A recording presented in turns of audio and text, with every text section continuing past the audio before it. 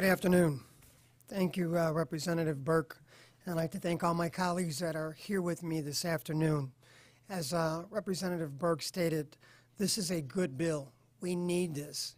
You know, as a policeman, I can tell you, this is not what they implemented, the federal government given the authority for these colonies to go ahead when people are pulled over, and these are not serious crimes that are happening. People have crossed the lines, made an illegal turn, or whatever the case may be. They shouldn't be deported, taken away from their families. One, we're spending a lot of money. Two, this bill would give the counties to opt out not to do this. Two, and if they do want to continue to do this, this would put a focus on them.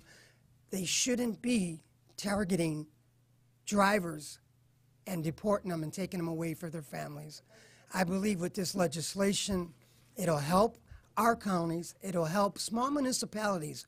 Right now, small municipalities don't have the money to hire additional policemen. Shortage of policemen and women across the state is a serious problem that we're having. We're having it in the city of Chicago. We don't have enough officers. So this bill would definitely help out municipalities and help out the state. So again, I thank all my colleagues for being here in support of this. We need to work together to work across the aisle to get the Republicans on board and get everyone to be for this bill. Thank you very much.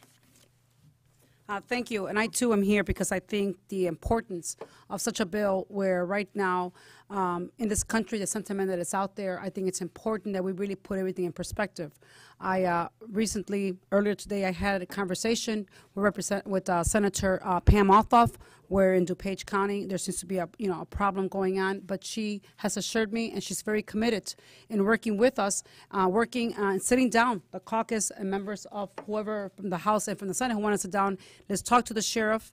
Let's talk to the to the representatives in that area just to find out how we can work together to make sure that that we are not going after the wrong people, but we need to be going after the criminals, the serious criminals that are out there, and those resources should be there, not just picking individuals out for whatever reasons they may have. So I really, too, am very happy that this bill, I commend Representative Burke and my colleague Senator Munoz on putting such a bill forward that really starts addressing some of these issues, that we want to make sure that the people are not hurt, the families are not hurt by actions, and we want to make sure that we are able to sit down with electeds, both Republicans and Democrats, to talk about this issue and how we can make it a much stronger bill, and it really will, in turn, really give the safety that we need in our communities. Thank you very much.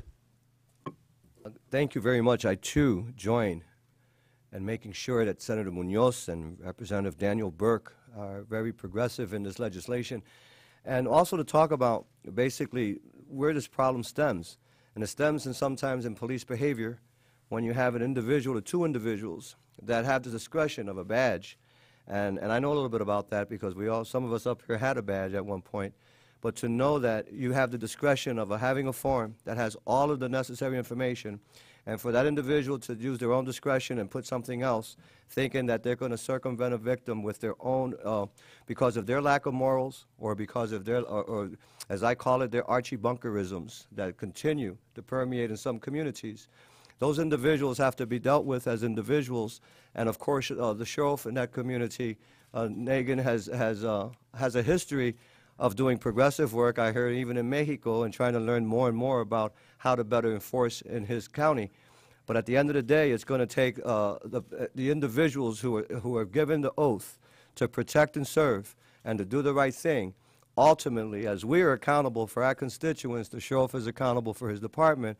And I look forward to sitting and making sure that our caucus and others have an opportunity to make sure that we can bring this to the middle, because I'm sure there are a lot of good police officers out there trying their best to do the job. But at the end of the day, as we know, one bad apple can spoil the whole bunch. So at that point in time, it takes legislation. It's something you can codify and make sure that we give the protections for the near future and make sure that we don't see these cases come up again.